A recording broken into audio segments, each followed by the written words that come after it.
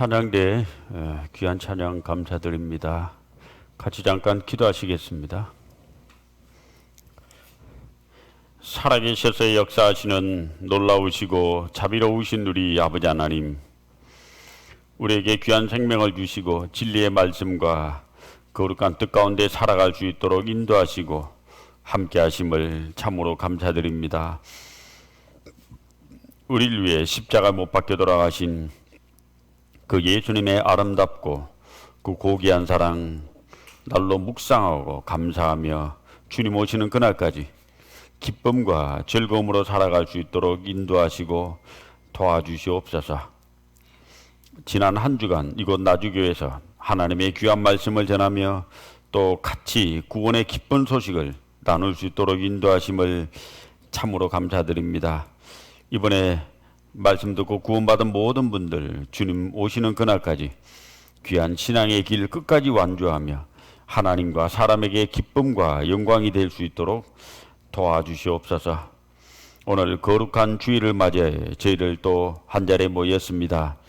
예배하신 귀한 말씀 들려주시고 이 말씀을 듣고 상고하는 가운데 우리를 향한 하나님의 뜻, 또 하나님의 귀한 역사를 더욱 분별하며 또 심차게 살아갈 수 있도록 도와주시옵소서. 오늘 끝나는 시간까지 성령이 함께 하심으로 모두에게 귀한 시간 될 수 있도록 하나님 도와주시옵소서. 예수님 이름 받들어 기도드립니다. 아멘. 성경 말씀 본문 고린도전서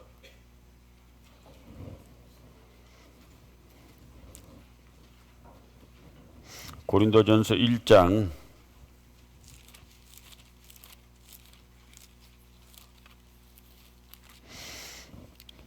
18절부터 25절까지 같이 한번 읽어보시겠습니다. 십자가의 도가 멸망하는 자들에게는 미련한 것이요 구원을 얻는 우리에게는 하나님의 능력이라.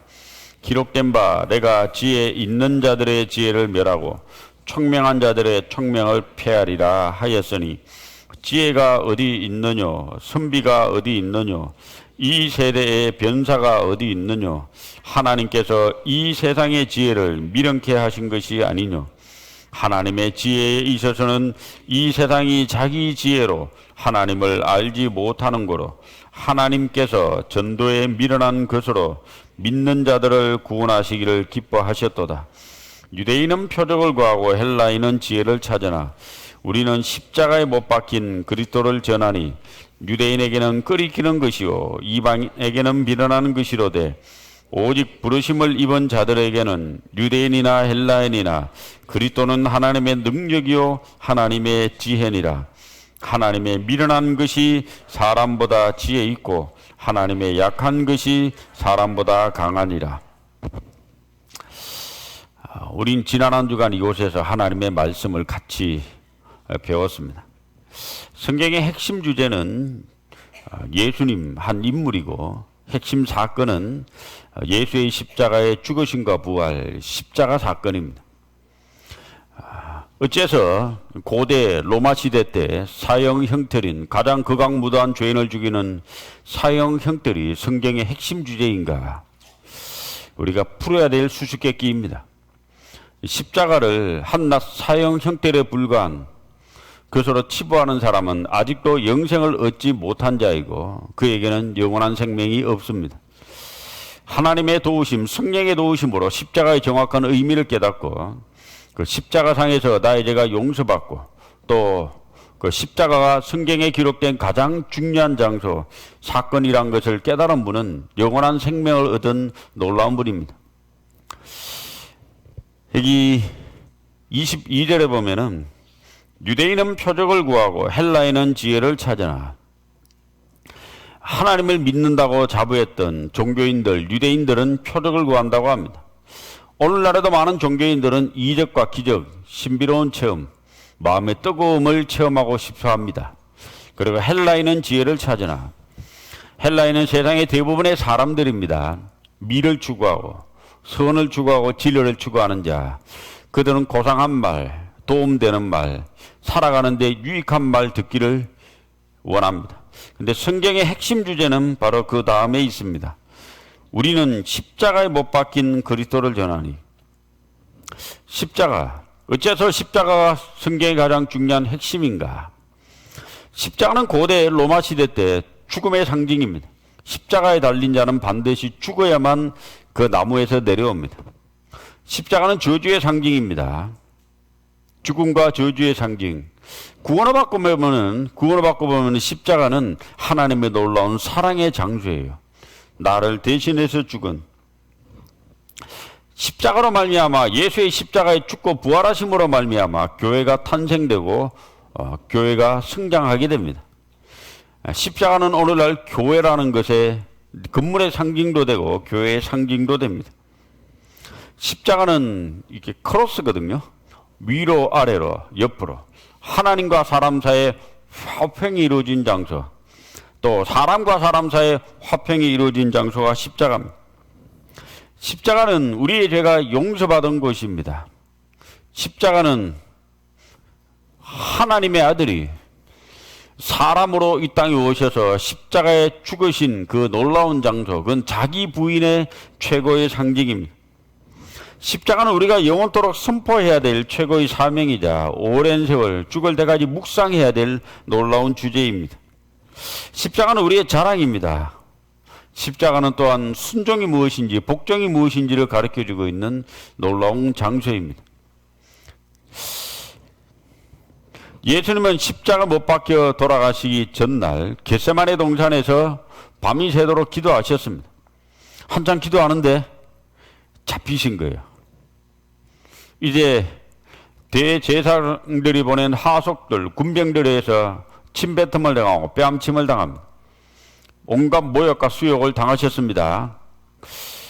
그리고 골고다 언덕에 불법 재판을 받고 골고다 언덕에 도착하셨습니다.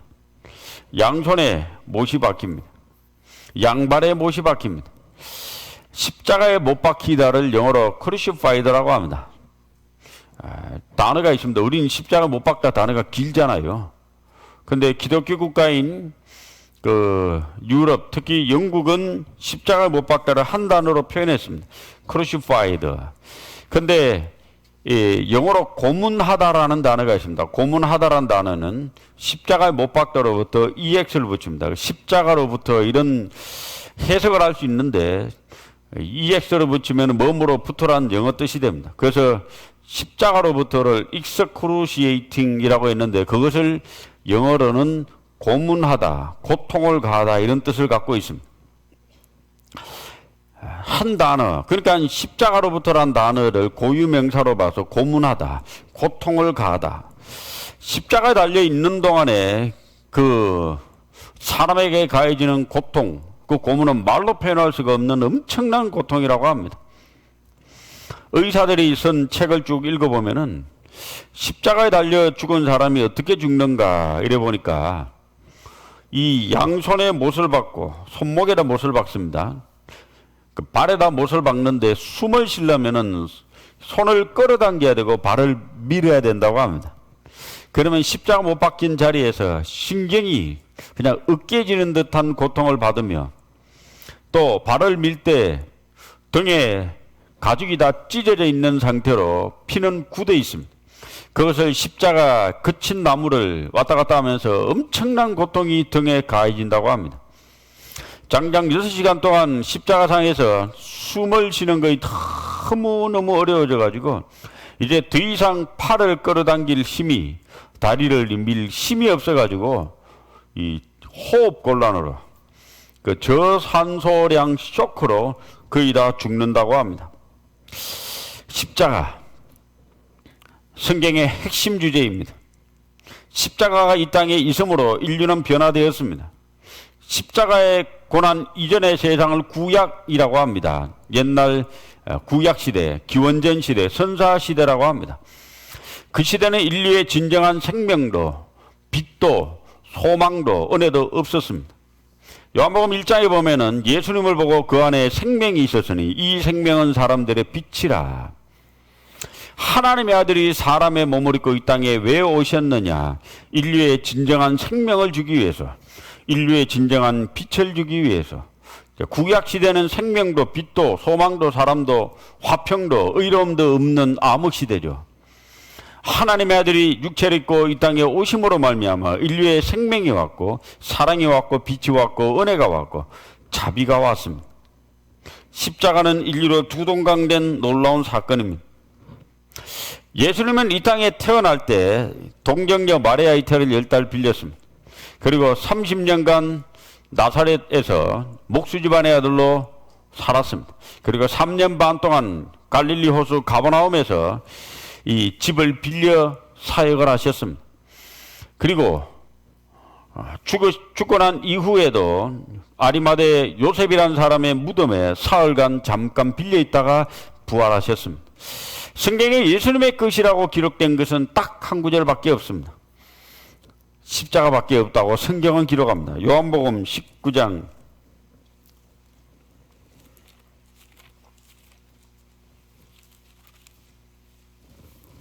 17절.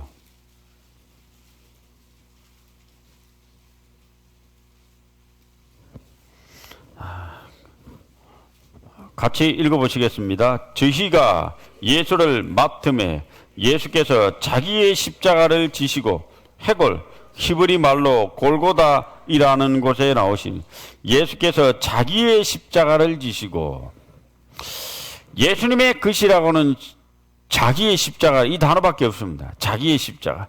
그분은 죽으러 오신 거예요. 우리의 죄를 대신해 죽으러 오신 분, 십자가의 고통을 몸소 체험하러 오신 분, 자기의 십자가. 골고다 언덕에는 세 개의 십자가가 그 당시 있었습니다. 하나는 가운데 있는 예수님의 십자가, 양쪽에 두 강도의 십자가. 강도들이 사다 죽거든요. 근데 한쪽 강도는 끝까지 예수님을 비난하고 죽습니다.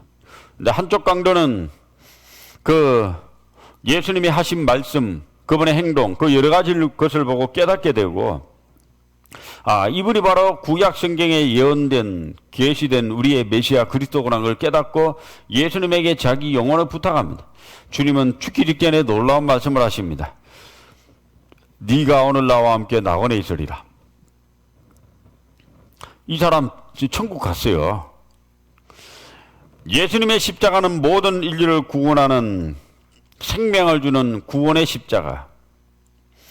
끝까지 달려 죽으면서 예수님을 저주하고 죽은 이 십자가에 달린 사람은 저주의 십자가, 영원한 멸망으로 떨어진 십자가, 그리고 죽기 직전에 진리를 깨닫고 천국 간 이 십자가는 은혜의 십자가. 모든 인류는 예수님의 구원의 십자가를 가운데 두고 양쪽으로 운명이 갈립니다. 한쪽은 끝까지 진리를 깨닫지 않고 죽은 저주의 십자가, 한쪽은 진리 깨닫고 영원한 천국 가는 은혜의 십자가. 요한복음은 예수님이 하늘에서 내려오신 하나님임을 가르쳐주고 있는 놀라운 책인데, 이 요한복음에는 예수를 믿어서 천국을 가든지 믿지 않아 영원한 지옥 가든지 우리에게 신앙의 결단을 촉구하는 구절이 요한복음에 생각보다 많습니다. 저를 믿는 자는 심판을 받지 아니하는 것이요 저를 믿지 아니하는 자는 하나님의 독생자 이름을 믿지 아니함으로 벌써 심판을 받은 것이라. 자, 믿어서 천국 갈 거냐, 믿지 않아 지옥 갈 거냐. 십자가는 모든 인류에게 결단을 촉구합니다. 자, 성경을 읽어보면 좀 어려운 구절이 있습니다. 물론 성경에 그 구절 나와 있지는 않습니다. 삼위일체 하나님의 역사, 사역. 삼위일체가 뭔가. 에베소서 1장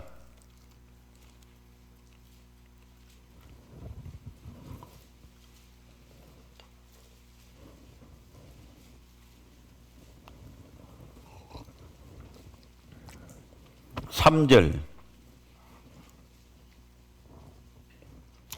찬송하리로다 하나님 곧 우리 주 예수 그리스도의 아버지께서, 이제 아버지 하나님이 나옵니다. 아버지라는 단어가 나옵니다. 그리스도 안에서 하늘에 속한 모든 신령한 복으로 우리에게 복 주시되,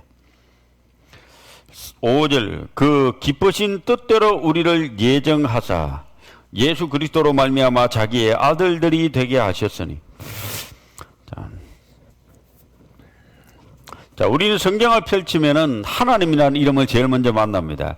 태초에 하나님이 천지를 창조하시니라. 근데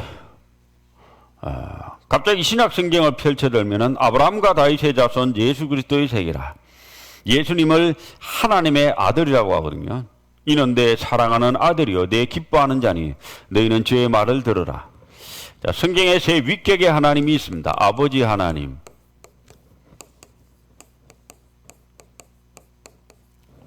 또 아들 하나님,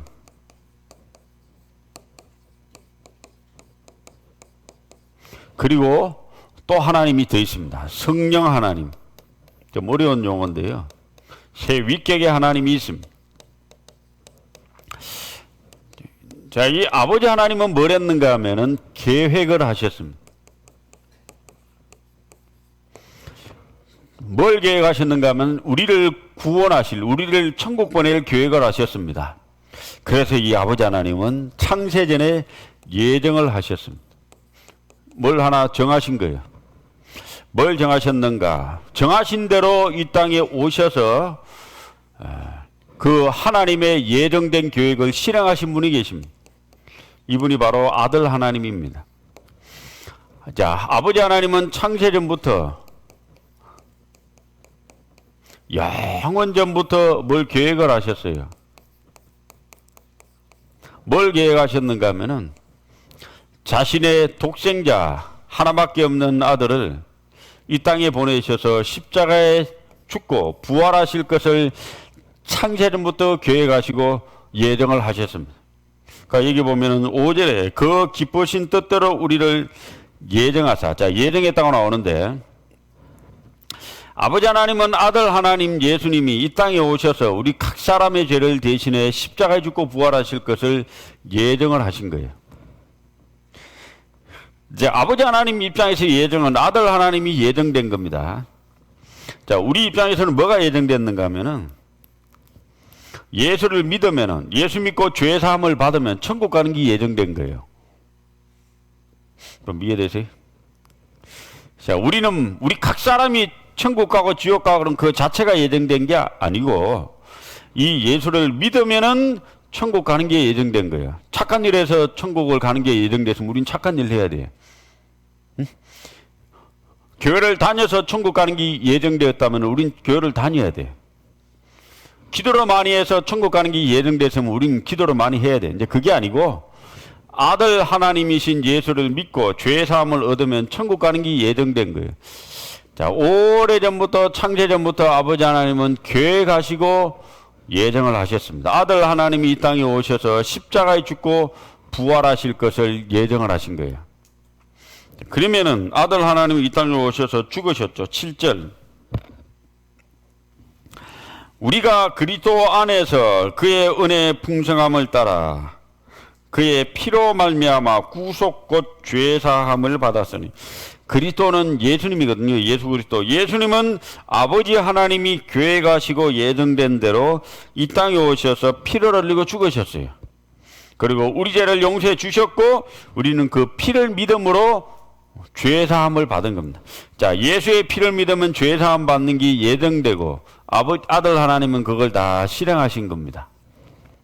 33년 반의 생애 아버지 하나님이 계획하신 그 모든 역사를 그대로 다 실행하시고 하늘나라 가셨습니다.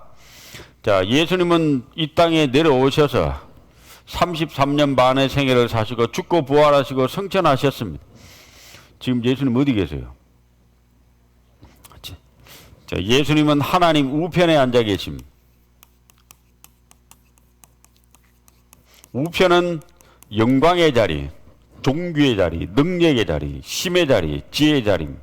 자, 하나님 우편에 앉으셔서 자, 이 시대에 구원받은 무리들을 진리 깨달은 무리를 교회라고 하거든요. 이 나주 교회의 주인은 담임 목사님이 아니고 그리고 이 나주 교회의 주인은 주님이 주인이십니다.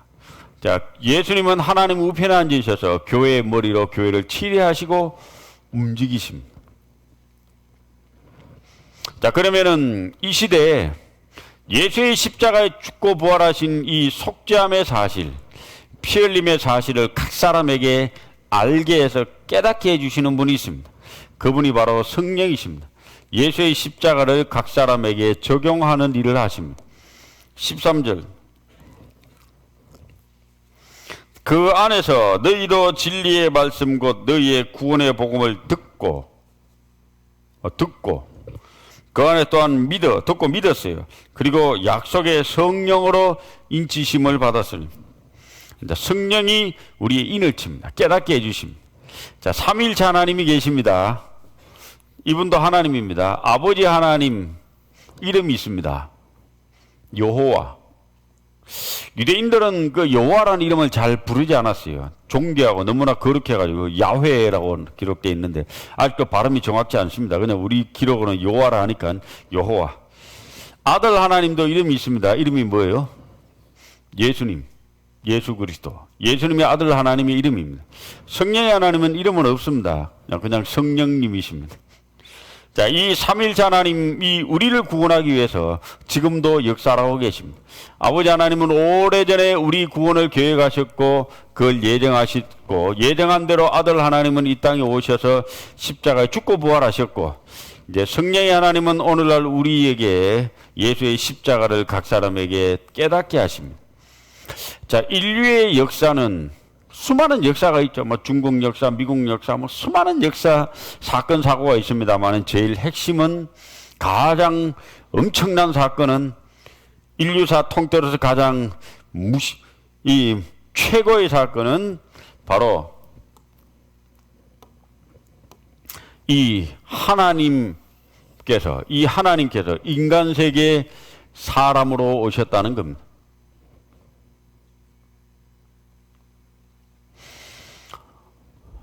첫날에 제가 성경 강연에 첫날에 말씀드렸는데 독일에 유학 갔던 이원복 교수님이라는 분 나중에 이제 성신여대 총장님 하셨는데 그분이 쓴 만화책 먼 나라 이웃 나라 책에 독일 세계를 가서 독일 나라는 나라에 가서 공부를 하고 그 나라에 거주해 보니까 독일이라는 나라에 오늘날에 가장 많은 영향을 끼치는 인물이 누구인가?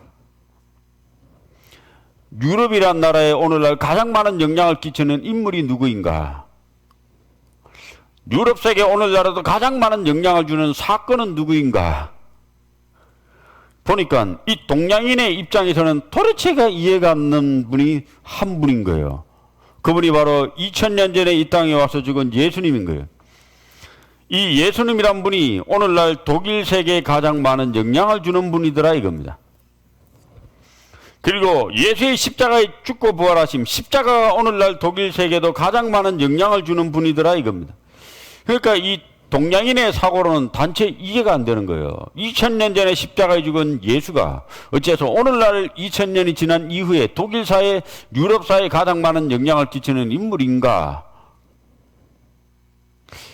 이분은 사람으로 오셔서 십자가에 못이 박혀 죽으신 육체를 입고 입으신 분이지만은 이분은 사람이지만 사람이 아니라 하나님 그 자신이었습니다. 그러니까 이분이 오늘날에도 정치, 경제, 사회, 문화, 역사, 종교 그 어디에도 이 예수님이란 분의 영향을 미치지 않은 것은 거의 없다고 봐야 됩니다. 하나님이니까. 이 십자가에 죽고 부활하신 이 사건은 인류사 최대의 사건이자 하나님도 다시 이룰 수 없는 놀라운 사건입니다. 하나님이 영원 전부터 계시다가 세상을 창조하셨습니다. 창조는 6일 걸린 거예요. 딱 6일 걸렸습니다. 6일 만에 모든 말씀으로 모든 만물을 창조하셨습니다. 근데 우리 각 사람의 죄를 용서하기 위해서는 창조 이후부터 4,000년이라는 예비 기간이 필요했고 4,000년이라는 준비 기간이 걸쳐서 하나님의 아들이 이 땅에 사람의 몸을 입고 이 땅에 오셨고 그리고 우리에게까지 이 놀라운 생명의 그 예수란 분이 진리고 이분이 바로 하나님의 아들이라는 것을 증거해주고 가르쳐주기 위해서는 2000년이라는 시간이 또 놀라운 시간이 필요했던 겁니다. 자, 성경은 한 사건을 끝없이 가르칩니다. 십자가. 성경은 한 분을 정확히 가르칩니다. 예수. 이 66권의 성경책은 복잡하고 어렵습니다. 등장인물만 2930명, 지명만 1551곳. 너무 복잡하고 어려워요. 이게 너무 어려워요. 그 읽다가 혹자는 얘기합니다. 잠이 안 오거들랑 성경을 읽으세요. 그럼 잠이 온다 이거 하도 모르니까. 이 성경은 인간의 지혜와 능력으로 이해되는 책이 아니라 하나님이 이해를 시켜주는 책입니다. 그럼 이 책의 주인공은 뭐냐? 이 책의 주인공은 예수님입니다. 이 책의 최대 사건은 뭐냐? 예수의 십자가에 죽고 부활하신 십자가 사건입니다. 하나님은 오래전부터 그걸 계획하셨고 약속하셨습니다.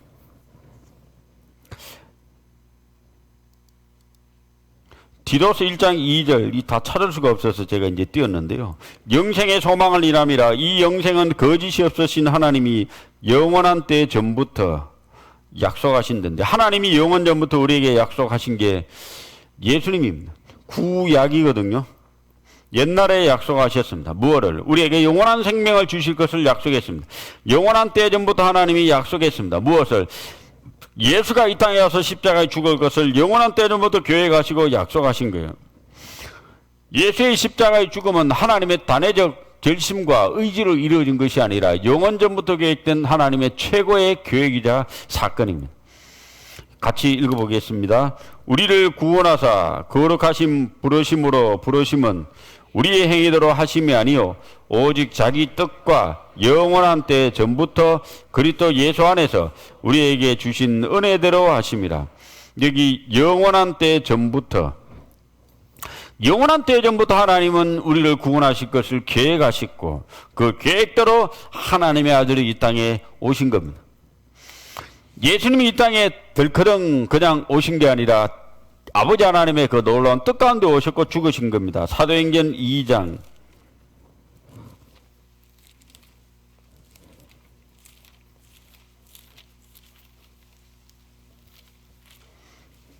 23절.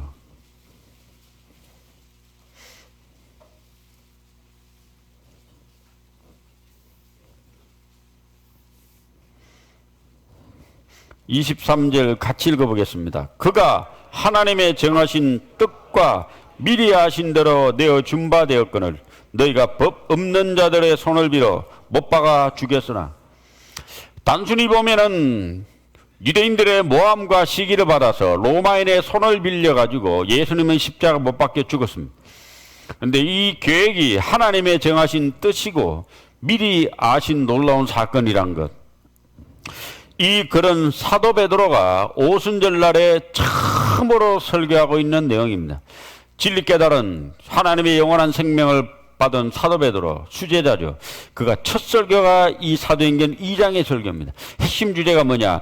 예수가 바로 우리 죄를 위해 죽었고 부활하셨다. 이분이 우리의 구세주다. 이분의 십자가의 죽음은 하나님의 영원한 전부터의 뜻이고 하나님의 놀라운 계획이었다는 것을 베드로는 이야기합니다. 3장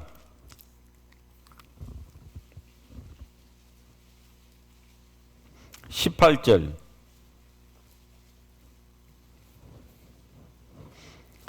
같이 읽어보겠습니다. 그러나 하나님이 모든 선지자의 입을 의탁하사 자기의 그리스도의 해받으실 일을 미리 알게 하신 것을 이와 같이 이루셨느니라. 예수가 십자가 죽고 부활할 것을 미리 알게 하셨어요. 예수님의 십자가에 하나님의 아들로 육체를 입고 이 땅에 오실 것, 그리고 십자가에 죽고 부활하실 것, 구약에 엄청나게 예언되어 있습니다. 창세기 펼쳐보면 3장 15절에 여자의 후손으로 예수님이 이 땅에 올 거다. 창세기 22장에 보면은 아브라함의 후손으로 올 거다. 사무엘하 7장에 보면은 다윗의 후손으로 올 거다. 시편 2편에 보면은 예수님을 하나님의 아들이라 부르고, 시편 22편 죽고 16편에 부활하고 68편에 성천하고, 자, 그 엄청난 내용들이 구약 성경에 곳곳에 보석처럼 숨어 있습니다. 자, 그 구약을 읽는 가운데 많은 선지자들이 보석 차단에 쫙 찾아내서 쪼아본 게, 그래서 메시아가 우리에게 오는구나. 그 메시아를 기다려야 되는데 그들의 정치적인 문제로 눈이 감겨가지고 오로지 왕만 기다리다가 하나님의 뜻을 배반하게 됩니다. 결국 인간의 무지가 하나님의 뜻을 이루는 귀한 역사로 또 활용하게 됩니다. 성경은 뭐라고 했냐? 이 받으실 일을 미리 알게 하신 것을 하나님은 하나님의 역사 가운데 이루셨습니다. 오늘날 성경은 성령은 우리에게 십자가의 죽으심의 놀라운 사실을 각 사람에게 알고 믿게 합니다. 인류 최고의 사건, 그 사건을 우리는 어제 배웠습니다. 십자가는 여러 가지 의미를 갖고 있습니다. 첫째는 우리의 죄가 영원히 용서됐다는 거예요. 우리의 죄가. 둘째는 하나님의 놀라운 사랑이 무엇인지를 우리에게 가르쳐 줍니다. 셋째는 대신 죽으심의 놀라운 사건이고, 넷째는 우리 죄를 담당하셨다는 것을 성경은 이야기합니다. 이사야 43장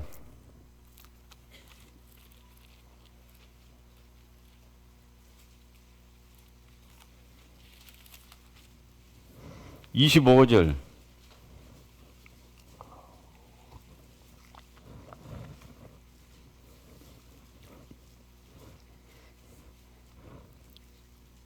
같이 읽어보겠습니다. 곧 나는 나를 위하여 내 허물을 도말하는 자니 네 죄를 기억지 아니하리라.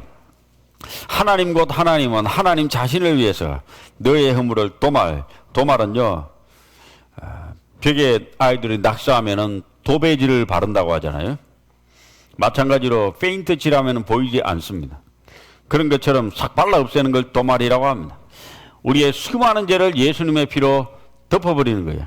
도말하는 자는 이 죄를 기억지 아니하리라. 자, 구약 성경에 읽어보면 우리의 죄가 도말되었다, 없어졌다, 사라졌다, 많은 복음적 내용을 갖고 있습니다. 44장 22절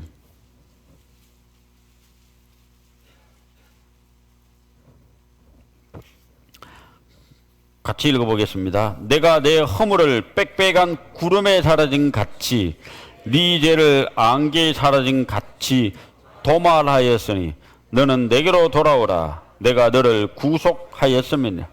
안개에 사라진 같이 도말. 안개가 촉한데요. 아침에 운전하고 가면은 해가 뜨면은 안개가 갑자기 다 사라지고 없어집니다. 언제 그랬네 했듯이. 우리의 수많은 죄가 예수의 십자가의 죽음으로 말미암아 싹 사라진 거예요. 없어진 거예요. 자, 이 사람이 죄가 많아요. 죄인이에요. 우리 모든 사람입니다.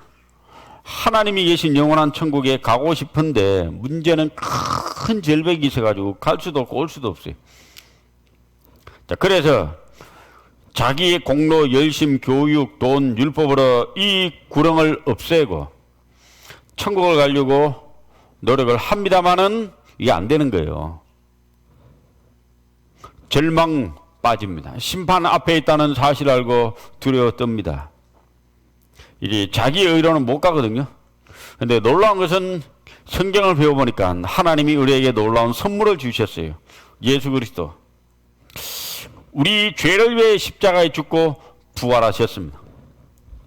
어제 이제 말씀드렸는데 복음이라고 하는 것은 복된 소리입니다. 영어로 가스펠이라고 합니다. 자, 복된 소리. 복음은 죄인인 우리에게 이 죄를 용서받고 천국 갈 수 있는 놀라운 복음은 이 죄를 처리해 줄 구원자를 만나야 되잖아요. 구원자는 죄가 없는 분이어야 돼요. 인간은 다 죄가 있는 사람인데, 인간은 다 죄인인데 죄 없는 분은 하나님밖에 없어요. 근데 하나님 자체가 우리 죄를 대신해 죽어줄 수가 없는 거예요. 죄 삭신 사망이니까. 영원하신 하나님이 어떻게 돌아가십니까? 죽을 수가 없잖아요. 그래서 우리의 죄를 처리할 유일한 방법은 하나님이 육체를 입으시는 길 외에는 방법이 없어요. 죄 없는 하나님이 우리 죄를 대신해 죽으려면 육체를 입으시는 방법밖에 없습니다. 그래서 하나님이 육체를 입고 이 땅에 오셨습니다. 예수. 우리는 하나님의 아들이라고 합니다. 이 예수님은 우리의 구원자, 죄 없으신 사람. 그러니까 이분 자체가 우리에게 놀라운 복음이에요. 우리 죄를 처리할 수 있는 분. 제가 중병이 걸렸다고 합시다. 저에게 최고의 복음은 뭘까요? 저의 병을 치료할 수 있는 의사를 만나면은 그게 복음입니다. 뭐 돈이 많으면 뭐 하겠어요? 명예를 주어주면 뭐 넓은 집 주면 뭐 하겠어요? 병 걸렸고 죽게 생겼는데 병 걸려 죽게 생긴 사람은 나의 병을 치유하는 의사를 만나는 게 최고의 복된 소리입니다. 죄로 말미암아 영원한 지옥 갈 운명을 가진 우리에게 최고의 복음은 내 병을 치유해 줄, 나의 죄를 용서해 줄 구원자를 만나는 거예요. 죄를 처리해 줄 분. 예수님이 우리의 구세주니까 이분이 우리에게 놀라운 복음이죠. 두 번째는 이분이 하신 일이 복음입니다. 오셔서 아무것도 안 하고 가시면 아무 소용 없잖아요. 그죠? 이분은 십자가에서 죽고 부활하셨습니다. 부활하심으로 우리 죄를 용서해 주십니다. 용서해 주셨습니다. 자, 이번에 하신 일이 복음입니다. 죄 삭슨 사망인데 우리 대신 죽었습니다. 그리고 이분이 십자가에서 이루신 역사,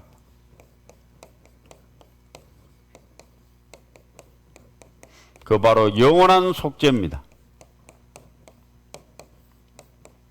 영원히 우리 죄를 용서해 주신 거예요. 하나님의 아들이 십자가에 죽고 부활하심으로 우리 죄를 영원히 용서해 주셨다. 이게 우리에게 놀라운 복음입니다. 이미 이루어 놓으신 이 복음을 우리는 성경을 통해 알고 믿는 겁니다. 그러므로 우리 죄가 영원히 처리되고 없어져 버리는 겁니다. 자, 이 사람, 절망에 빠져 있는 이 사람에게 예수는 놀라운 복음입니다. 내가 곧 길이요 진리요 생명이니 나로 말미암지 않고 아버지께로 올 자가 없느니라. 엄청난 문장을 얘기하십니다. 유대 청년 예수가 수많은 사람 앞에 내가 길이다 진리다 생명이다. 자, 이 구절은 참 엄청난 구절이잖아요. 이분이 진리고 생명이라고 했습니다. 예수님이 내 죄짐을 대신 담당하시고 죽으셨구나. 내 죄값을 다 갚으셨구나. 그럼 난 죄에선 심판에선 해방이구나. 예수님 감사합니다. 십자가 밑에 가서 자기 죄가 떨어져 버린 거예요. 등짝에 붙은 죄가 사라져 버린 거예요. 죄 없다. 자, 이 사람은 죄가 가득 찬 사람, 우리 원래의 모습입니다. 근데 어느 날 성경을 배우다가 이 마음이 깨끗해집니다. 근데 아직 구원을 받은 상태는 아닙니다. 자, 이것도 아직 조금 뭔가 미심쩍어 천사가 성경을 들고 십자가로 전하려고 합니다. 마음은 깨끗해지는데 아직 진리 깨달은 상태가 아닙니다. 자, 이런 상태를 구원받은 상태로 진리 깨달은 상태라고 착각하면 안 됩니다.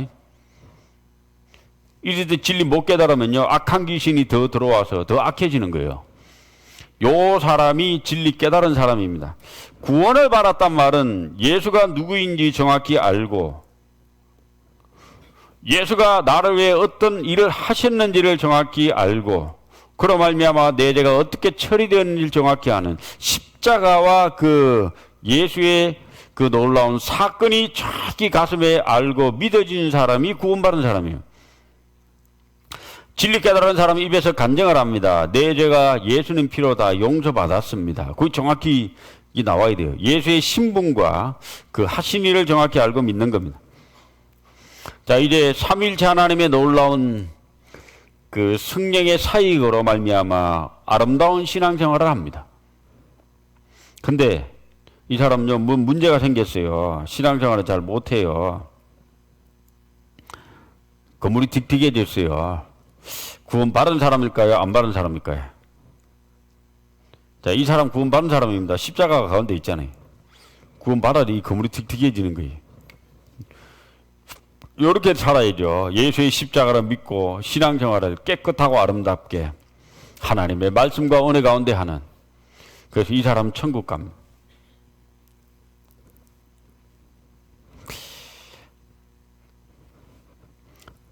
자, 동아일보 95년 9월 13일 덕호에게 이제 이거 뭐냐, 덕호야, 아빠가 모든 걸 용서할 테니 빨리 돌아오너라. 자, 이게 약간 좀 이상하죠, 그죠? 용서했으니 돌아오라 해야 됩니까? 용서할 테니 돌아오라 해야 됩니까? 용서 이렇게 하면 안 되고, 아빠가 모든 걸 용서 이미 해놨으니 빨리 돌아오라, 이렇게 돼야 되죠. 제가 이 성경 강연의 마지막 날 이 장면을 보여줍니다. 제가 10년도 더 전에 이게 진월동에, 가까운 남구 진월동에 목회하러 왔습니다. 신방을 도는데 그때 당시 70 좀 넘은 어르신이에요. 어르신 진리를 구원을 어떻게 받았습니까? 물어보니까 어르신 간증이 아직도 기억이 생생합니다. 자기가 성질이 더러워가지고 광주교회를 갔는데, 매곡동에 저희 광주교회 큰 교회 갔는데 이 사람들이 줄도 잘 안 서고 뭐 이렇게 하면요 성질 내고 집에 가버렸대요. 한 번은 수양회를 갔는데 그렇게 얘기하시더라고요. 수양회를 갔는데 수양 회비를 내려고 줄을 서 있는데 누가 새치기 했대요. 새치기 하니까 새치기 하는 걸 보고 들고 있던 돈을 집어던져요. 너희끼리 다 헤쳐먹어. 그리고 집에 가버렸대요. 그 할머니는 조마조마 하도 성격이 괴팍해가지고 그렇게 다니기를 한 12여 년 다녔대요. 그래도 수양이를 모시고 갔는데 너희끼리 다 헤쳐먹어 할까봐 미리 수양이보다 미리 내놓고 하여튼 막 조심조심 했대요. 그날도 말씀을 듣는데 진리 못 깨닫고 계속 설교를 들었습니다. 제일 마지막에 우리 교회 이제 이현 목사님께서 성경 강연을 하는 제일 마지막에 이 덕호가 나오더래요. 덕호야! 모든 걸 용서했으니 돌아오너라. 그때 진리가 깨달아지더래요. 아, 내 죄가 이미 다 용서됐구나. 자, 용서할 테니가 아니고 용서 다 해놨으니 돌아오너라고 합니다. 여기 듣고 계십니까? 다 용서해놨습니다. 같이 읽어보겠습니다. 다시 우리를 긍휼히 여기셔서 우리의 죄악을 발로 밟으시고 우리의 모든 죄를 깊은 바다에 던지시리이다. 우리의 모든 죄입니다. 모든 죄를 깊은 바다에 던지시리이다. 목포 앞바다 깊죠. 저 나가면 훨씬 더 깊죠. 그 깊은 바다에 우리의 죄를 던져버렸습니다. 찾는단 말입니까? 못 찾는단 말입니까? 못 찾는단 말이에요. 죄를 다시 기억지 않는단 말입니다. 이사야 38장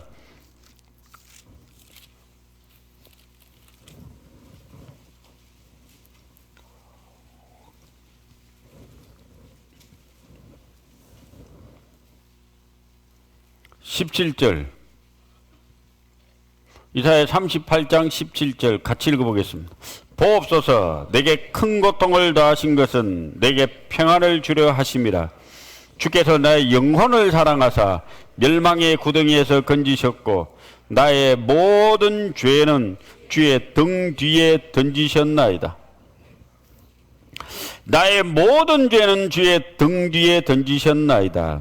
자, 이 모든 죄, 이게 이제 모든 죄입니다. 이게 내 과거의 죄. 자, 이게 미래죄입니다. 자, 연세가 잡수신 분은 과거죄가 많겠죠. 미래죄가 별로 없겠죠. 젊은 사람은 과거죄가 요만큼이고 미래죄가 이만큼이겠죠. 이 모든 죄를 주의 등 뒤에 던지셨나이다. 주님의 등 뒤에 던졌죠. 아주 오래전입니다. 한 40년도 가까이 더 전에 저희 수양할 때 사람이 그때 얼마 안 됐습니다. 은빛 장년의 어르신들 모아서 따로 이렇게 강연을 했는데 끝에 다 끝난 이후에 목사님께서, 강사 목사님께서 이번에 여기 처음 오셔서 구원받은 분들 손들어 보라 했어요. 쫙 손듭니다. 어른들 앞으로 나오시라 했습니다. 많은 어르신이 나왔습니다. 그때는 교회가 작았기 때문에 한 말씀 하셨어요.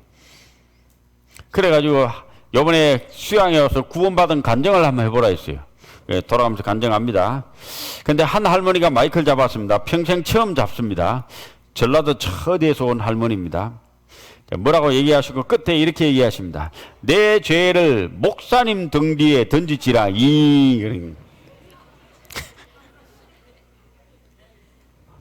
그래가지고 이제 죄를 목사님 등 뒤에 던졌어요. 하나님 주의 등 뒤에 던졌어요. 주의 등 뒤에 던졌죠. 목사님 등 뒤에 던져봐야 다 찾아요. 목사가 뭔데? 주의 등 뒤에 던진 거예요. 내 모든 죄를 주님의 등 뒤에 던져서 다시 찾지 않겠단 말입니다. 스가랴 3장 9절에 보면은 만군의 여호와가 말하노라. 내가 너 요수아 앞에 세운 돌을 보라. 한 돌에 7 눈이 있느니라. 내가 새길 것을 새기며 이 땅의 죄악을 하루에 제하리라. 이 땅의 죄악을 언제 제한다고요? 하루에 제하리라. 하루에 이 땅의 죄악을 제한다 했습니다. 예수의 십자가에 죽는 그날 하루 온 세상 죄, 영원까지 죄가 다 용서된 거예요. 아담이 범죄한 날 그 하루가 모든 인류가 죄로 들어간 것처럼 예수의 십자가의 죽으심이 모든 인류에게 놀라운 은혜를 가져다 줍니다. 예수님은 죽으시고 부활하셨습니다. 부활이란 말은 네 죄가 용서됐다는 확신으로 부활하신 겁니다. 살아계셨습니다. 지금도 살아계십니다. 죽은 자 가운데서 다시 살리신 것으로 모든 사람에게 믿을 만한 증거를 주셨습니다. 세상의 모든 사람들은 살아생전에 큰 일을 하다가 죽으면 끝이요. 근데 예수님은 살아생전에 어떤 일을 하신 것보다 죽고 난 이후에 훨씬 더 많은 일을 지금 하고 계십니다. 죽고 부활하신 이후에 제자들이 변화되었고 이 십자가의 죽음과 부활의 사건이 오늘날에도 전 세계에 퍼지고 있습니다. 자, 이 사람은 리스토로벨이라는 사람인데 예수가 부활이 진짜인가 아닌가 연구하다가 정말 예수님의 죽음과 부활이 사실이라는 걸 확실히 알고 믿음으로 변화된 사람입니다. 이제 십자가의 또 놀라운 의미는 하나님의 사랑입니다. 십자가는 하나님의 사랑이 표현된 겁니다. 요한복음 3장 찾았으니까 3장 16절.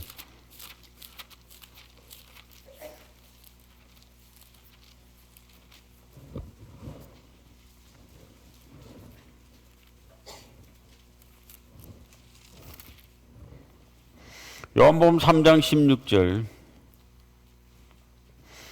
유명한 구절인데 같이 읽어보시겠습니다. 하나님이 세상을 이처럼 사랑하사 독생자를 주셨으니 이는 저를 믿는 자마다 멸망치 않고 영생을 얻게 하려 하심이니라. 성경은 사랑의 편지입니다. 하나님의 놀라운 사랑을 우리에게 표현하신, 그것도 자신의 독생자를 죽기까지 내어주심으로 우리를 그토록 사랑하신, 내가 얼마나 존귀한 존재냐, 얼마나 귀한 존재냐 십자가를 보면 됩니다. 내가 나를 봐도 한심하고 다른 사람이 나를 보면 더 한심한 존재일지 몰라도 하나님은 나를 너무나 존귀하게 보십니다. 자신의 독생자를 내어줘서 죽기까지 날 사랑하신 거예요. 이 사랑의 편지가 바로 성경책입니다.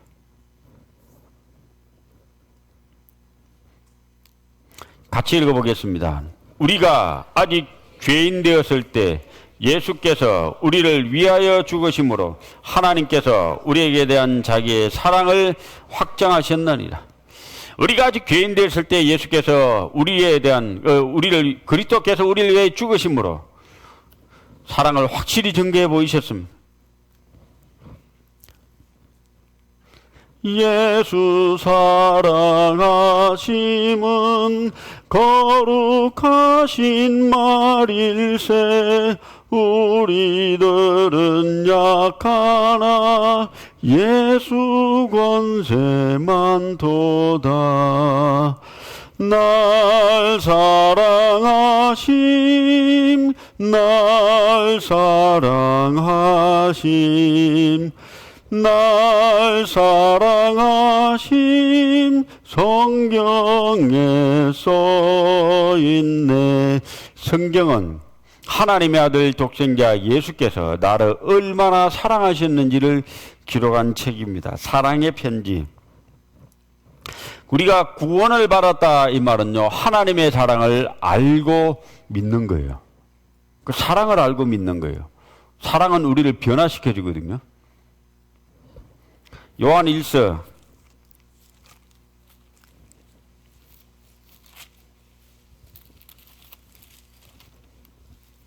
4장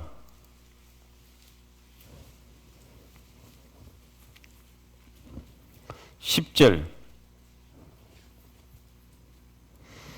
요한일서 4장 10절 같이 읽어보겠습니다. 하나님이 16절 제가 4장 16절 같이 읽어보겠습니다. 하나님이 우리를 사랑하시는 사랑을 우리가 알고 믿었노니 하나님은 사랑이시라. 사랑 안에 거하는 자는 하나님 안에 거하고 하나님도 그 안에 거하시느니라. 하나님이 우리를 사랑하시는 그 사랑을 알고 알게 되니까 믿어지는 거예요. 마틴 루터 킹 목사, I have a dream이라고 하는, 나는 꿈이 있다.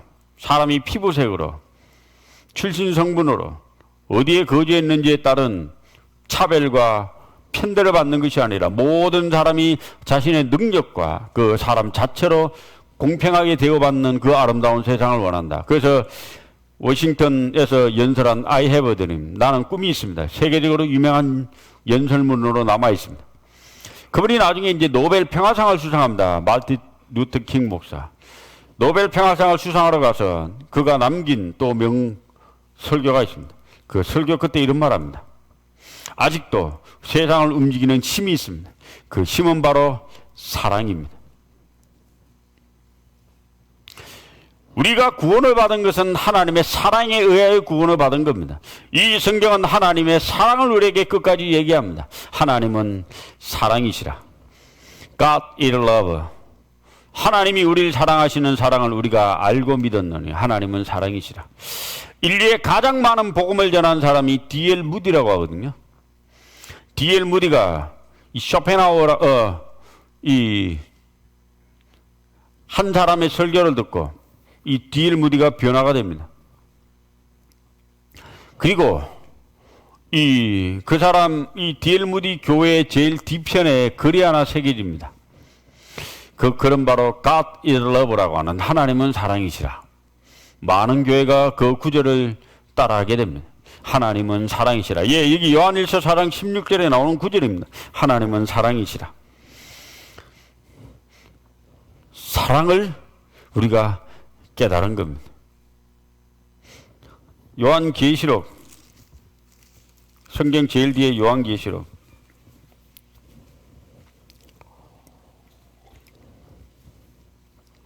1장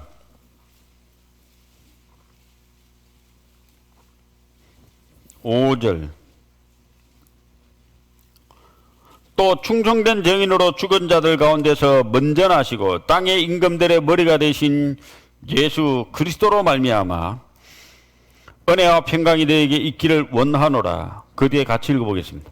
우리를 사랑하사 그의 피로 우리 죄에서 우리를 해방하시고. 순서가 보면은 좀 교훈받을 게 있습니다. 우리를 사랑하사, 하나님이 우리를 사랑하신 거예요. 그리고 그 예수의 십자가의 죽으심으로 말미암아 피를 흘리셨습니다. 그의 피로, 피를 흘리신 이후에 우리 죄에서 우리를 해방하시고 해방해 주셨습니다.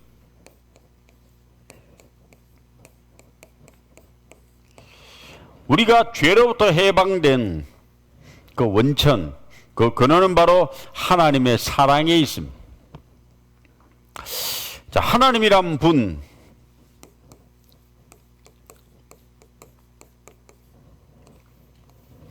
하나님의 신분은 창조주이십니다. 세상을 창조한 분이에요.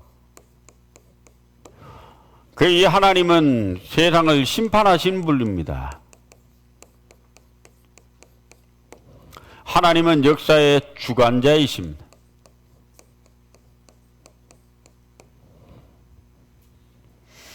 자, 그런데 이건 하나님 신분이잖아요. 하나님의 마음에 뭐가 있을까요? 하나님 마음에 들어가 보면. 우리가 어떻게 하나님 마음 들어가 볼까요? 이거 어려운 거잖아요. 하나님 마음에는 사랑이 넘칩니다. 그 사랑이 십자가로 나타난 겁니다.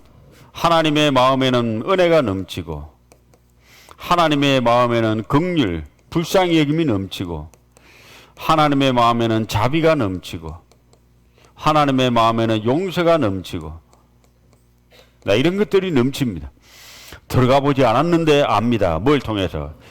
이 십자가의 피를 통해서 하나님의 마음이 얼마나 사랑이 넘치는지를 우리는 알게 됩니다. 나 같은 사람을 위해서도 하나님의 독생자가 오셔서 죽어주셨거든요. 구원을 받는다 이 말은 하나님의 사랑을 마음에 받아들인단 말입니다. 잘생긴 남자가 나를 짝사랑해요. 짝사랑은 참 비극적이잖아요. 에? 사랑은 받아주는 쪽에서 받아줘야 이게 사랑이 온전히 되는 건데 짝사랑하면 참 힘들어요. 짝사랑하지 마세요. 서로 받아주는 사랑이 돼야 아름다운 사랑이 되고 행복한 삶을 삽니다. 하나님은 우리를 이토록 사랑하는데 이제 받냐 안 받냐는 우리 편에 달린 겁니다. 우리가 이 놀라운 사랑을 알고 믿고 받아들이면 영원한 생명을 얻고, 그 지옥 가는 사람은 왜 지옥 가냐? 하나님의 사랑을 거부해서, 그 사랑을 거절해서 지옥을 갑니다. 황수관 박사 돌아가셨는데요. 이분 참 좋은 강연 많이 하셨습니다. 하나만 볼까요? 오늘 제목을 이렇게 정해봤습니다. 이 세상에서 가장 아름다운 영어 단어는 무엇입니까? Beautiful. 혹시 아십니까? Love. 제가 말씀드릴게요. 가장 아름다운 영어 단어가 마더, 어머니입니다.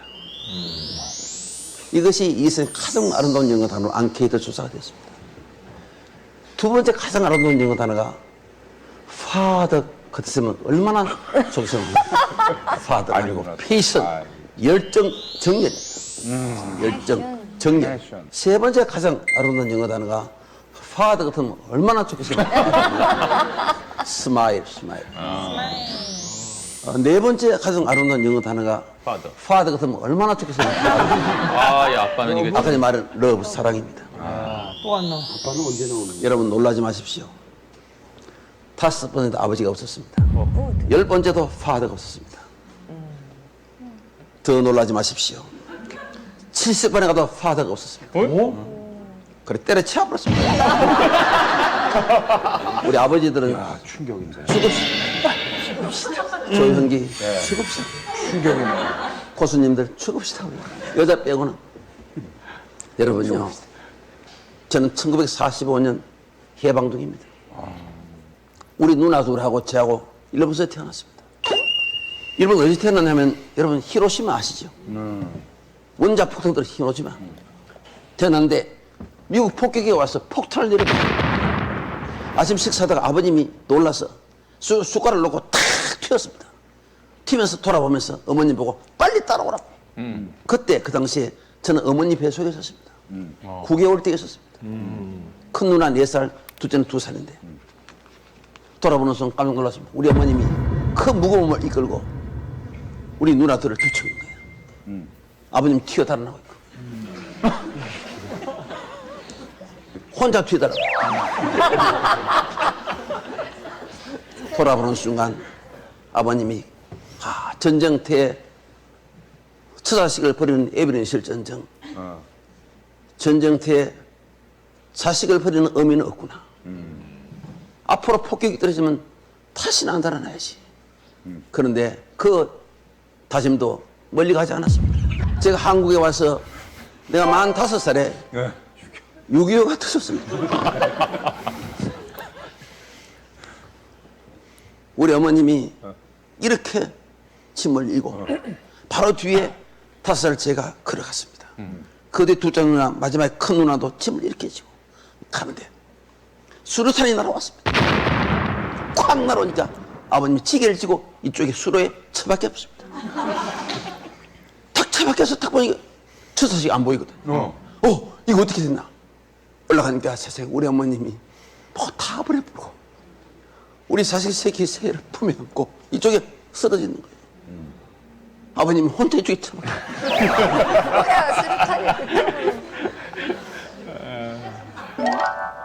위급한 상황이 벌어지면 엄마는 자기 몸은 보이지 않습니다. 옛날에 제 돌때쯤 되어서는 홍역이 아주 심했습니다. 저도 병에 걸려서 죽게 되었습니다. 거의 완전히 죽었습니다. 우리 아버님은 찌개를 지고 삽을 가지고 저를 산에 파묻기 위해서 마루에 앉아 있었습니다. 우리 아버님은 밤새 끝을 품에 안고 있었습니다. 아버님이 가마니를 가져와서 나를 둘을 말아가지고 이제 산을 가기 위해서 문을 탁 열면서 아버님이 죽은 자식 품에 안아서 못하느냐? 빨리 내놔. 부모 앞에 죽는 자식은 자식도 아니야. 근데 우리 어머님은 그를 품에 탁 안고 울부짖으면서 이렇게 하더랍니다. 하나님이 살아계신다면 내 아들을 살려주십시오. 그러면서 마지막 가는 그 길을 자식을 보내기 위해서 혀를 가지고 내 얼굴을 참 하더랍니다. 그 내 얼굴에 종기가 나와서 고름이 났는데 그 얼굴에 보면 계속 핥는 거예요. 근데 여러분, 세상에 이게 웬일입니까? 제 갑자기 얼굴에 생기가 돌아오더래요. 손가락을 움직이기 시작하더래요. 그래서 제가 살았습니다. 그래서 이거 살아서 이거 써 있잖아요. 어머님이 자식에 대한 그 가슴 뜨거운 그 사랑, 죽어가는 생명을 살리신 것입니다. 어머님의 사랑에는 바로 기적이 이렇게. 부모님을 살아주실 때 고맙게 전하십시오. 저는요, 우리 어머님 평생 안 죽은 줄 알았어요. 나하고 같이 평생 같이 살 줄 알았는데 어느 날 홀연히 떠나시더라고요. 오늘 이별에 대해서 지금 이 황금 말, 여러분 이별을 계속 많이 느꼈을 겁니다. 이별 중에 눈물이 가장 많은 것은 어머님을 떠나보낼 때입니다. 자식을 떠나볼 때는 상처가 너무 커서 눈물이 나지 않습니다. 그래서 여러분, 부모님을 살아계실 때 부모 자식 간에 따뜻한 사랑을 원 없이 나누시기를 바랍니다. 감사해요.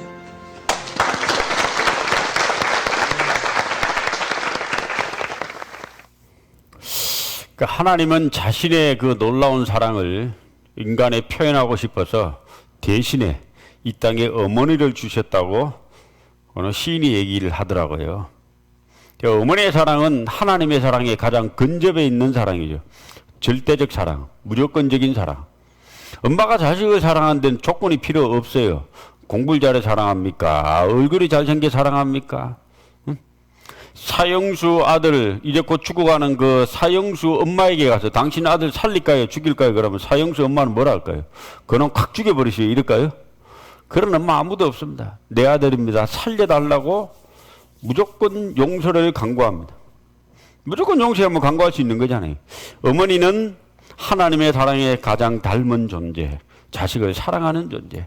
그 어머니로 말미암아 사회가 아름다워집니다. 저는 왜 남자는 일찍 죽고 여자가 오래 살까 한번 생각을 해봤어요. 사회가 아름다워지려면은 할아버지가 많으면 좋겠어요? 할머니가 많으면 좋겠어요? 어? 사회가 아름다워지려면 아무래도 할머니가 많으면 더 낫겠죠, 그죠? 할아버지 죄송한데 저도 남자인데 제가 오래 사는 것보다 제 아내가 오래 사는 게 가족에게 더 낫겠죠. 자녀들도 이렇게 사랑이 더 넘치니까. 그래서 아름다운 세상을 만들려고 하는 하나님, 그 놀라운 핵심은 바로 사랑이라는 겁니다. 로마서 5장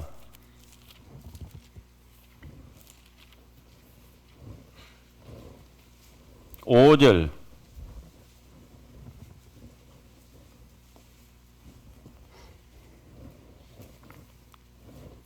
로마서 5장 5절 같이 읽어보시겠습니다. 소망이 부끄럽게 아니함은 우리에게 주신 성령으로 말미암아 하나님의 사랑이 우리 마음에 부음받음이니.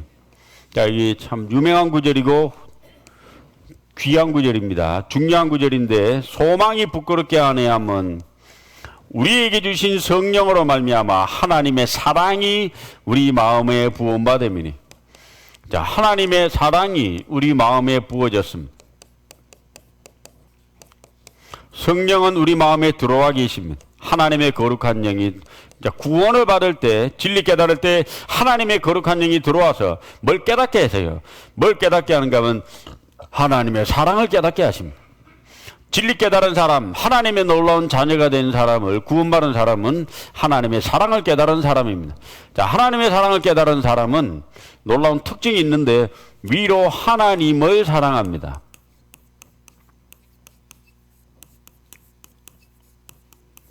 위로부터 하나님의 사랑을 깨달았기 때문에 하나님을 다시 사랑해요.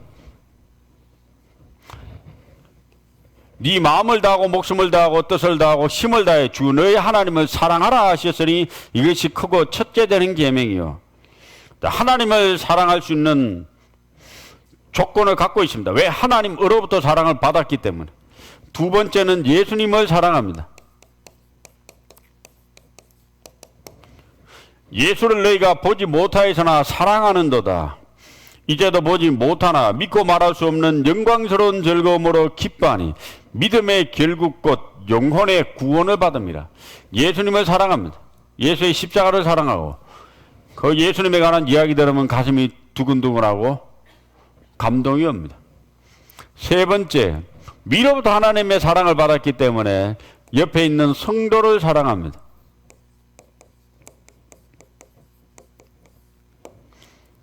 위로부터 하늘의 사랑을 받은 사람은 하늘을 다시 사랑하고 이 사랑을 옆으로 또 나눠주고 싶어요. 성도를 사랑합니다. 이웃을 사랑합니다.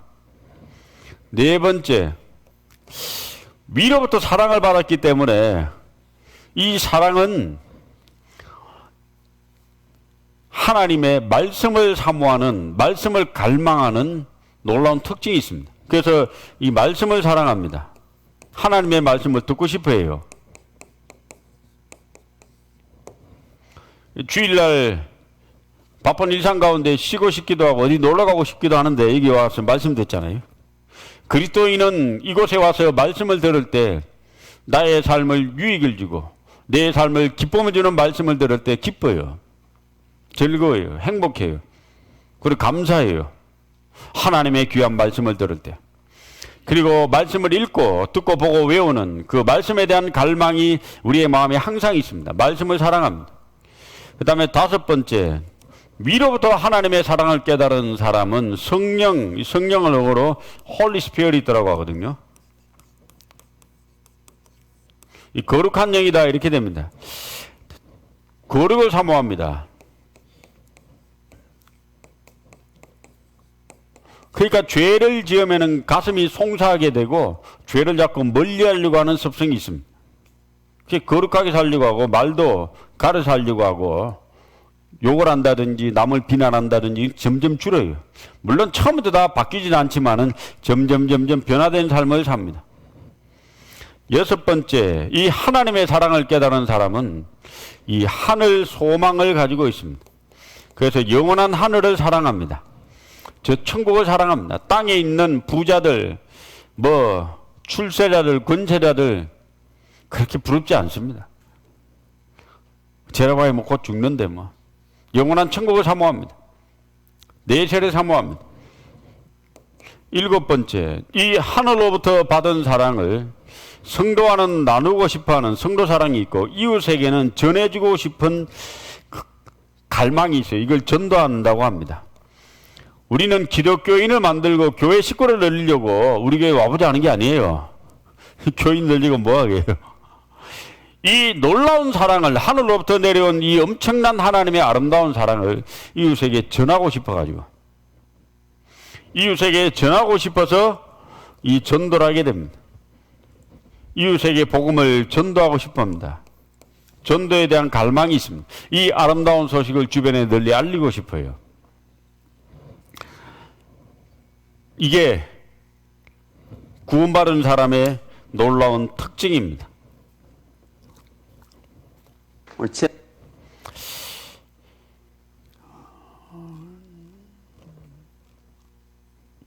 자, 우리가 이제 밥 먹었다라고 할 때 밥만 있는 게 아니잖아요. 고기도 있고 많은 게 많습니다. 이 반찬은 꽤 품격이 높네요. 갈비탕도 있고. 자, 이게 이제 괜찮은 반찬입니다. 여기 밥 먹었다고 합니다. 자, 구원을 받았다는 말 속에 여러 가지 동일한 단어가 다 포함됩니다. 이게 다 똑같은 용어입니다. 저라는 사람이 교회에 있으면 목사님, 제 고향에 가면 아들, 누구에게는 동생도 되고, 또 고모부도 되고, 이모부도 되고, 삼촌도 되고, 작은아버지도 여러 종류의 이름으로 이제 불립니다. 친구한테는 그냥 이름으로 불리죠. 자, 한 사람이지만은 각자 위치에서 어떤 관점에서 보냐에 따라 호칭이 다 달라지듯이 이제 구원받았다는 그 하나, 영원한 속죄를 얻었다는 그 하나의 사실은 다양한 용어로 표현됩니다. 이걸 영생을 얻었다고 합니다. 내가 진실로 진실로 너에게 이르노니 내 말을 듣고 또 나 보내신 이를 믿는 자는 영생을 이미 얻었습니다. 이미 영원한 생명을 얻었다고 합니다. 이걸 거듭났다고 합니다. 중생의 시슴이라고 하는데 거듭 중자 날생자 거듭났다는 말입니다. 그 다음에 죄 사함 받았다. 하나님의 자녀가 되었다. 이걸 또 다른 말로 의인이 되었다고 합니다. 믿음을 의로 여기시나니 의로운 사람이 된 거다. 의롭단 말은 품격이 인격이 높은 사람, 아주 훌륭한 사람이 된 겁니다. 그리고 아까 받았던 성령을 받았다고 합니다. 이 모든 것은 구원받은 사람, 영원한 생명을 얻은 사람을 지칭합니다. 자, 구원받고 난 이후에 이제 구원의 세 가지 의미가 있는데, 자, 진리 깨달은 것은 생명의 시작. 자, 생명의 시작이 이루어진 겁니다. 이건 믿음으로 된 것이고, 이게 영혼 구원을 받은 겁니다. 이건 과거 완료 행위라 합니다. 예수의 피를 믿음으로. 자, 이제는 생명이 성장해야 되는데 성장은 복종으로 이루어집니다. 이걸 생활 구원이라고 하고 현재 진행형입니다. 여기에 이제 과거 완료 행입니다. 같이 읽어보겠습니다. 너희가 그 은혜를 인하여 믿음으로 말미암아 구원을 얻었나니 이것이 너희에게서 난 것이 아니요 하나님의 선물이라. 구원을 얻었다고 하잖아. 이거는 과거 완료형 영혼 구원을 얘기합니다. 여기 있는 영혼 구원. 자, 이제 이 구원은 생활 구원을 얘기합니다. 같이 읽어보겠습니다. 그러므로 나의 사랑하는 자들아, 너희가 나 있을 때뿐 아니라 더욱 지금 나 없을 때에도 항상 복종하여 두렵고 떨림으로 너희 구원을 이루라. 이것은 현재 진행형입니다. 항상 복종하여. 복종하여 이루어가는 구원을 이루라고 합니다. 그 신앙생활은 네 가지 요소가 있습니다. 말씀, 기도, 교제, 전도. 따라해봅시다. 말씀, 기도, 교제, 전도. 자동차가 가려면 바퀴가 4개가 필요해요. 신앙생활의 네 가지 요소. 말씀, 기도, 교제, 전도.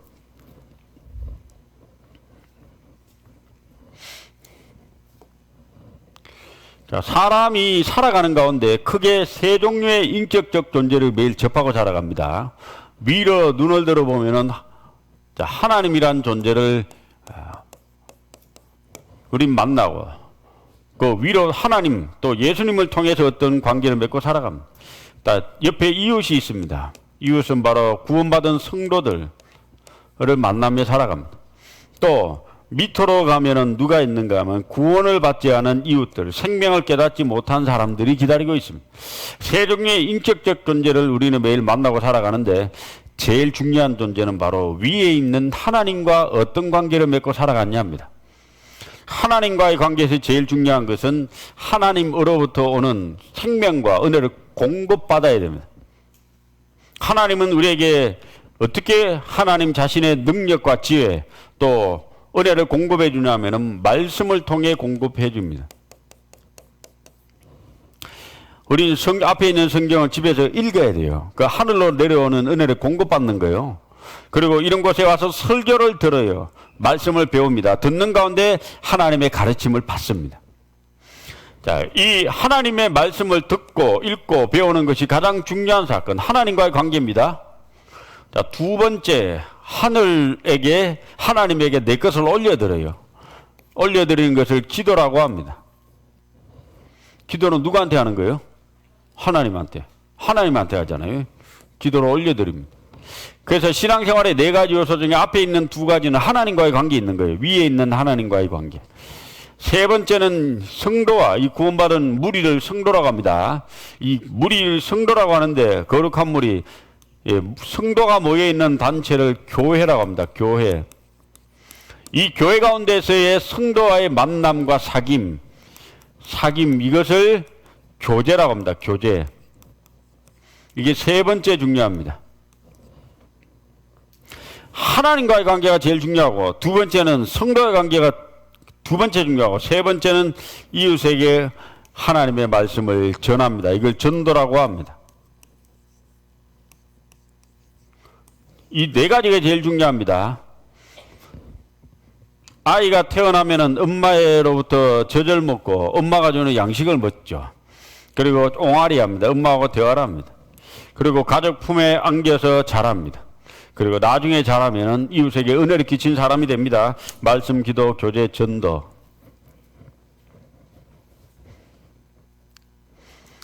그래서 주님은 나는 포도나무에 너희는 가지니, 포도나무에는 가지는 포도나무에 붙어 있으면 되는 거예요. 그러면 저절로 열매가 맺힙니다. 포도가지는 포도나무에 붙어 있으면 되듯이 양은 약물이 있으면 됩니다. 갓난아기는 가족 품에 있으면 됩니다. 이 짐승들은요, 초식 동물들은 무리 가운데 있어야 삽니다. 이 아프리카 누구떼들도 무리 가운데 있으면 살아요. 코끼리도 무리 가운데 있으면 살아요. 혼자 있으면 이 사자가 느리죠. 근데 이 누구떼들이요, 이렇게 무리를 이루고 있으면 이 사자도 접근을 못해요. 근데 혼자 있으면은 느닷없이 이런 사자가 와서 공격해서 죽입니다. 이건 오래 못 살겠네. 그죠? 곧 죽겠네요. 그래서 이 블랙야크 같은데 이 떼들이 바깥을 바라보면서 이렇게 있대요. 이게 이제 새끼를 안에 넣고 그 건장한 수컷들이 쫙 둘러싸서 이렇게 무리를 보호한다고 합니다. 쫙. 새끼는 안에서 보호를 받죠. 이게 무리입니다. 양은 무리를 이루어 살아갑니다. 목자가 양을 보호하고 이 무리를 보호합니다. 구원받은 무리 가운데 있으므로 인도와 공급을 받습니다.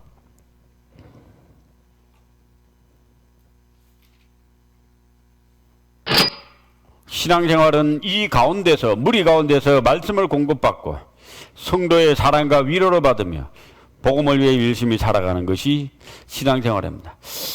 여기 한번 볼까요? 오빠는 여동생을 위해서 다리가 되어줍니다. 험한 세상에 다리가 되어 이렇게 살아야 되지 않을까요? 에? 혼자 못 걸어가죠. 우리 서로에게 다리가 되어줍시다. 공동체 무리 가운데 살아갑니다. 이 곰인데요, 이 곰도 혼자서 있었으면 죽어요. 아무리 곰도 새끼 때는요, 무리 가운데 있어야 돼요. 진리 깨달은 이후에 하나님은 개인주의를 버리고 공동체 속에 우리를 집어넣어 놨습니다. 한번 볼까요?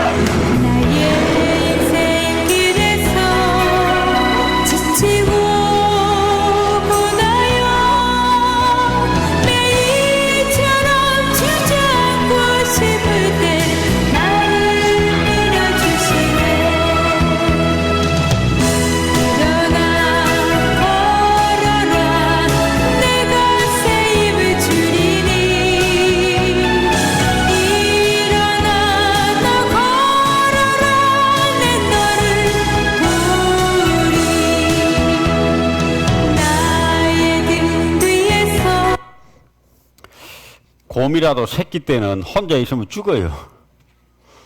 이 뭘 얘기하는가 하면은 동물들도 무리 가운데 있을 때, 또 어미 가운데 있을 때 살아갑니다. 사자도 새끼 때 많이 죽는다 하더라고요. 사람도 진리 깨닫고 난 이후에 하나님은 우리를 외톨배기로 혼자서 살아갈 수 없도록 하셨습니다. 이 무리 가운데 공동체를 이루고 그 가운데서 말씀을 배우고 서로 격려해주고 위로해줌으로 신앙생활을 하도록 성경의 법이 정해져 있습니다.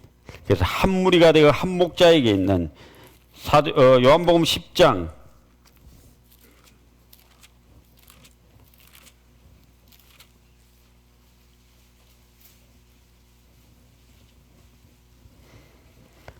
15절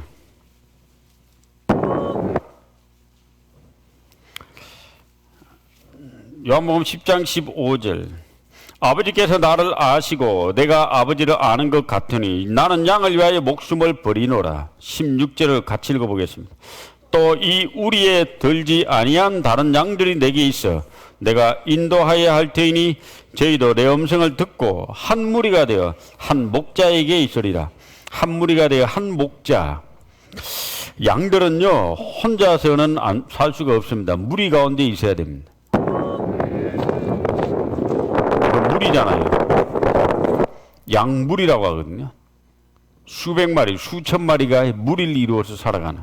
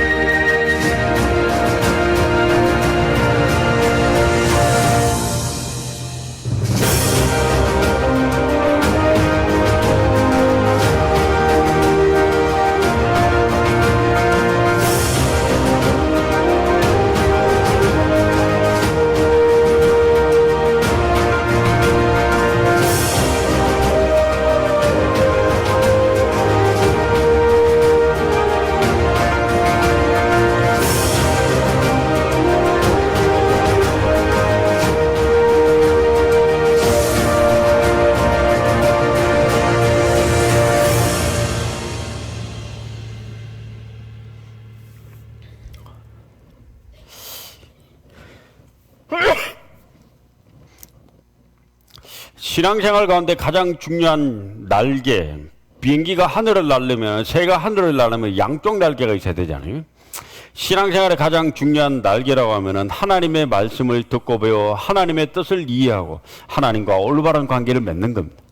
또 하나는 이웃, 바로 옆에 있는 성도와 올바른 관계를 맺고 살아가는, 그 성도와 연합해서 함께하고 격려해주고 위로할 때 신앙생활이 성숙되게 됩니다. 혼자 노는 걸 좋아하는 분이 있어요. 혼자 있길 좋아하고, 물론 그 자체가 나쁘다 좋다를 떠나서 이제 진리 깨닫고 이 교회라고 하는 공동체 무리 속에는 같이 있는 걸 즐거워하고 함께 있는 걸 기뻐해야 됩니다. 그런 가운데 내 자신의 단점도 고쳐지게 되고 상대방의 장점을 통해 서로 배워갑니다. 우리는 완벽한 사람 아무도 없습니다.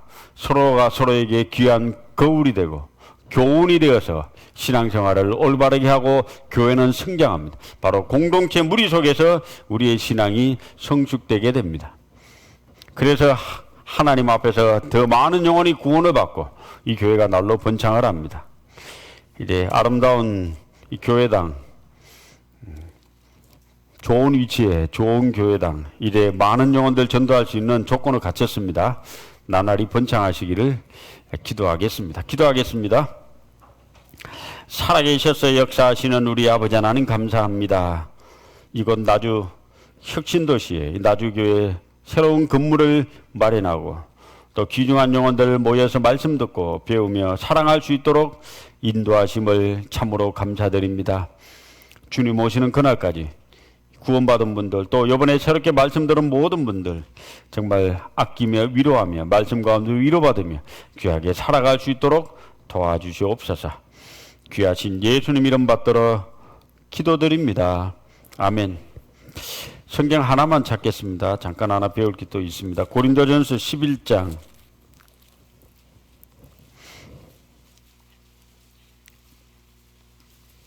고린도전서 11장 23절부터 26절까지 같이 읽어보시겠습니다.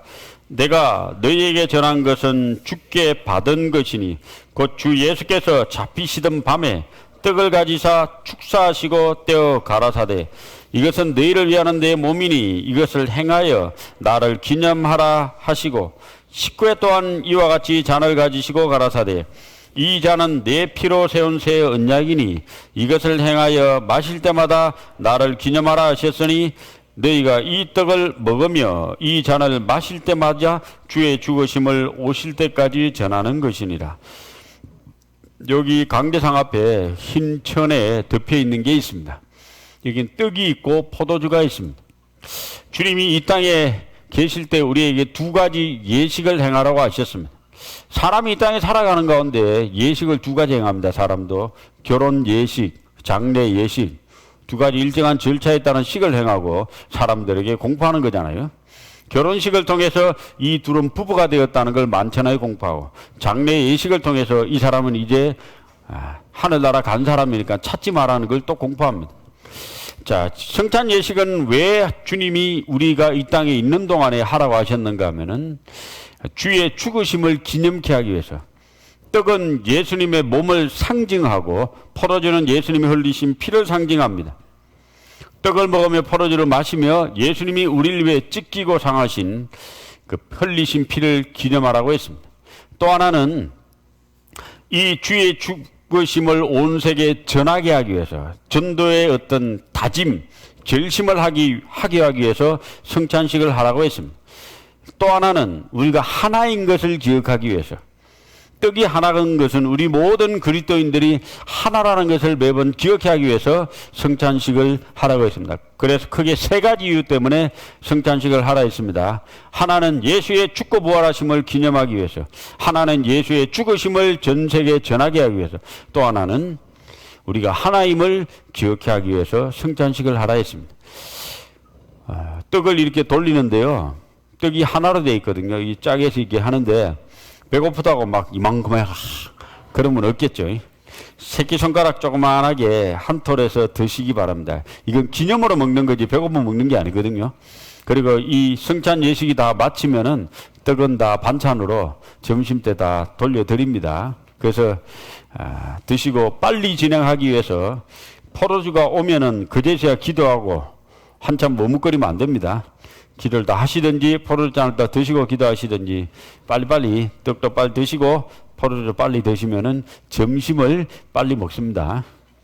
자, 그래서 빨리 진행해 주시기를 부탁드립니다. 성찬위원 앞으로 나와 주시고요.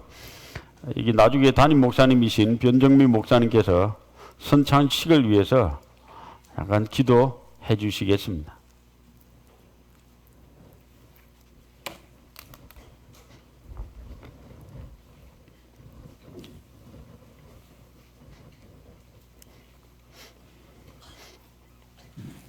예, 함께 기도하시겠습니다.